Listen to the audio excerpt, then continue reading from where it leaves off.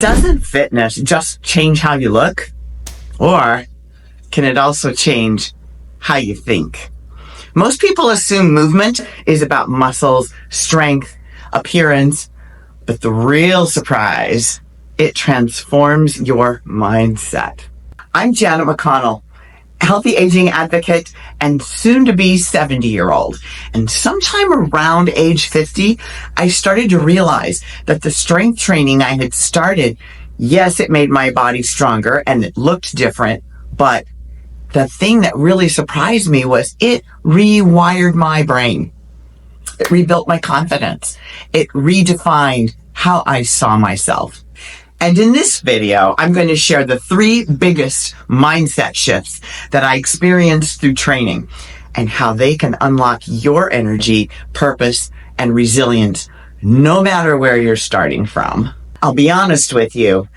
If you had told me back in my 40s that lifting weights would change how I think or how I speak to myself or how I move through the world, I would have politely smiled and moved on. Because back then I thought exercise was just something you did to stay off your doctor's radar and to look better and feel physically better. Not something that would rewire my entire life. In my early 50s, I was still, even though I had achieved some level of success, I was still really just getting started. I'd come through a serious health crisis in my late 40s and recovered from that and was mostly just focused on regaining strength and physical health. I hadn't realized at all how deeply my mindset was shifting underneath it all. So one day I was training a client. She was sitting on the leg extension machine, you know, the one that kind of looks like a little recliner, and then you lift your legs up and it strengthens your quads. It was positioned right in front of this big wall of mirrors. So she had a close-up of herself sitting in a kind of a crouched position. And as she settled down in her chair, a little roll of fat came up over her waistband. She looked at her reflection and she sighed and muttered, "I hate my fat stomach. I look terrible." I stopped in my tracks. I remembered that exact feeling. I knew what she was talking about, what she was feeling. Having to work so hard as she was too, and yet still seeing the very flaws that plague you on a daily basis that you just chip away at your self-worth because it's still hanging around. But now I was seeing it from another side. I gently asked, "Would you say that to a little 5-year-old girl who was a little chubby?" She looked at me shocked. "No, never." So I said, "Well, your inner 5-year-old just heard what you said. What would you rather say to her instead?" And she took a deep breath. This is like a shift in her thinking. And she smiled and said, "Hey, sweetie, you're doing great. Look at how hard you're trying. Don't give up." That was shift number 1. Shift number 1, going from self-criticism to self-compassion. I began to see how the way I spoke to myself internally was either fueling or undermining my progress. And that was something I was able to pass on to my client because I had just walked down that path myself. After all, when I began lifting weights, my inner dialogue shifted.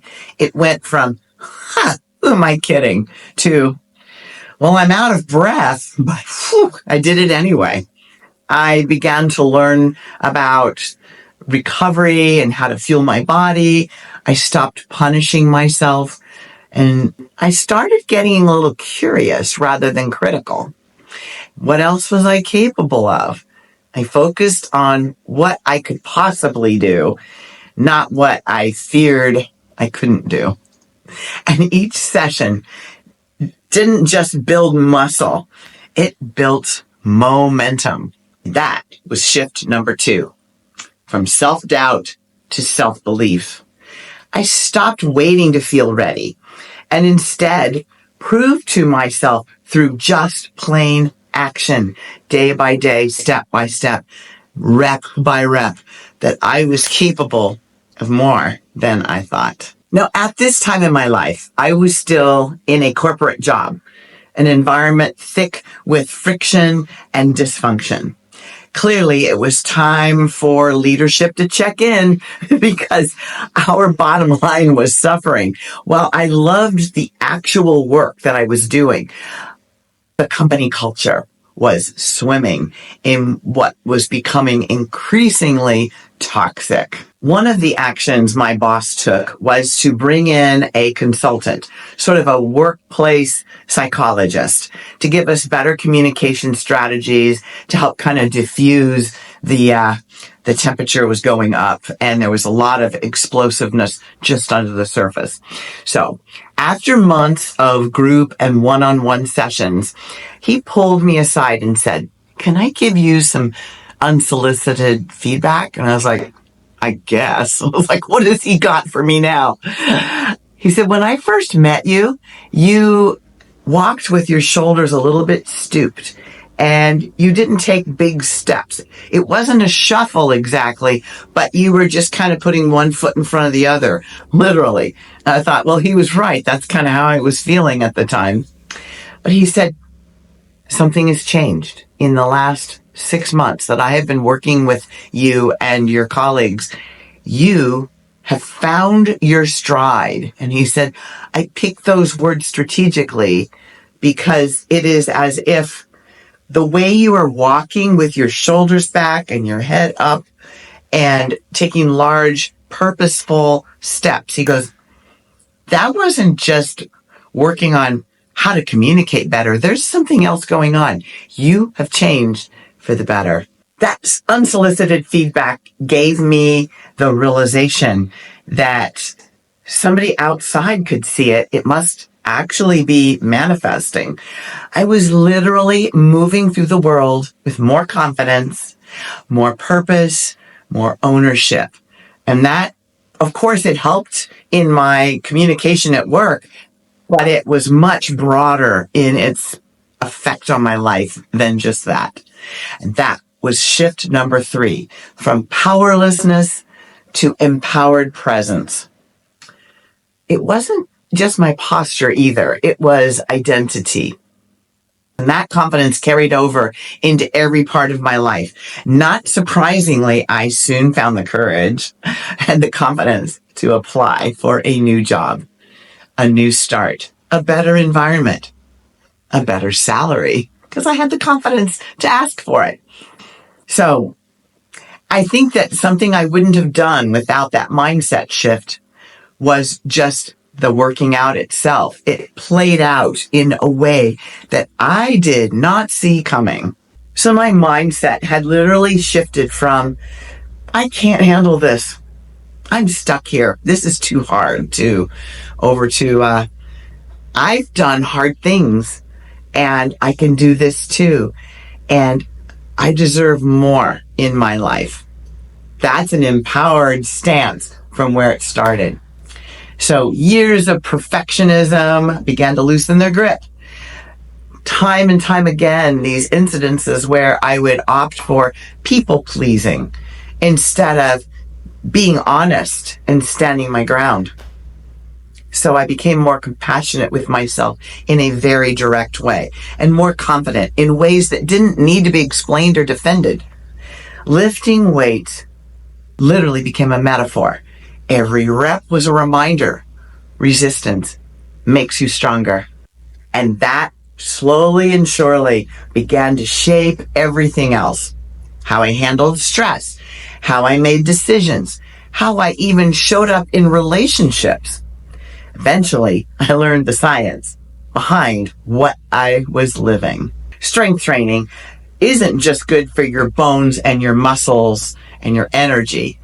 It stimulates brain chemicals like dopamine and BDNF, brain-derived neurotropic factor, that help repair and keep your brain healthy.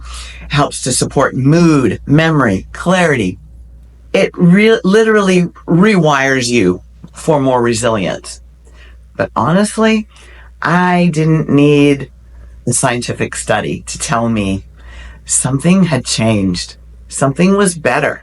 But my beliefs about who I was and who I could become, I never thought that would be an outcome to bodybuilding and resistance training and taking care of my nutrition and getting good sleep, all those things.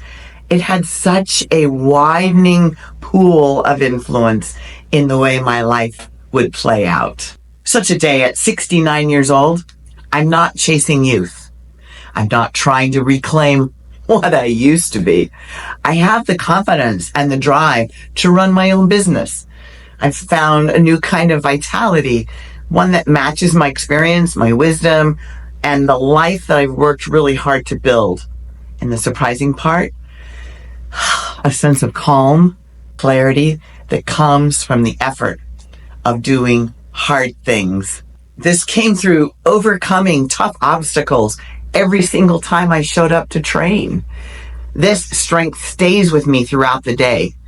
It's with me the way I solve problems, how I support others and coach, and how I keep having this sort of enthusiasm for building forward. So, how does this apply to you?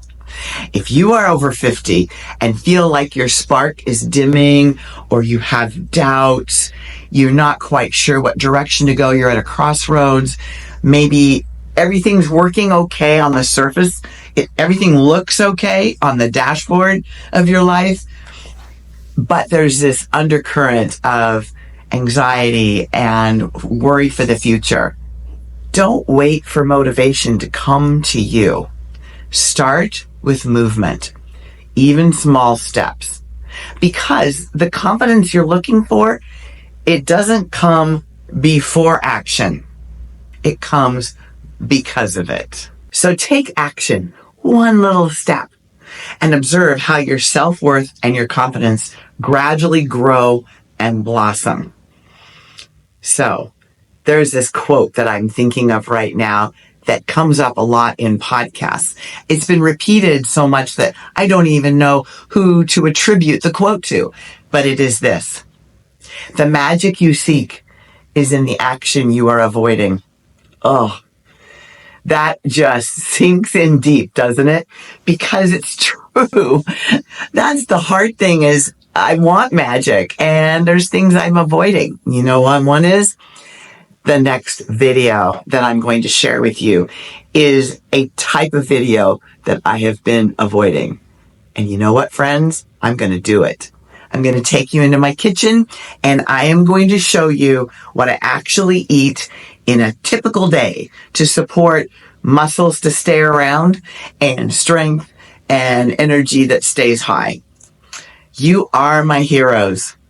And you are out there bravely striving to make each day better than their last. And I see you. Aging is life. Strong aging is our choice. Choose it along with me. I look forward to seeing you next time.